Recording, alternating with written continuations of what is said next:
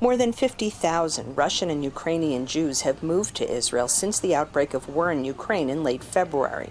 Many are anxious to leave Russia because of growing anti-Semitism, the economic crisis, and their worry that the repressive policies of the Soviet Union are coming back, says Rabbi Pinchas Goldschmidt, former chief rabbi of Moscow, who was forced into exile. Reason number one is the fear of the closing of the Iron Curtain, meaning that one day in the near future, it will be impossible already to leave Russia. This fear exists by many members of the Russian Jewish community. The wave of immigration is handled by the Jewish Agency, a quasi-governmental body that helps Jews from around the world move to Israel.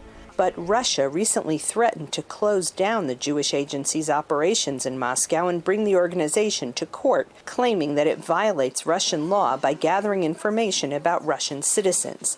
Russian pressure to close the office has more to do with politics than anything else, according to Natan Sharansky, former Soviet dissident and former director of the Jewish Agency. Russia, which is almost fully isolated from the free world, is looking how to break its isolation. It's looking at how to press different countries. They are trying to press on Germany that people will start dying from cold in winter, and they are starting to press on us, among other things, for Jewish Agency. Israeli analysts say Russia is not happy with new Prime Minister Yair Lapid's policy on the Ukraine war. His predecessor, Naftali Bennett, was careful not to criticize Russia and even flew to Moscow early in the war with an offer to mediate. Yair Lapid, while he was still foreign minister and with the transition to the premiership, has pursued a less balanced approach.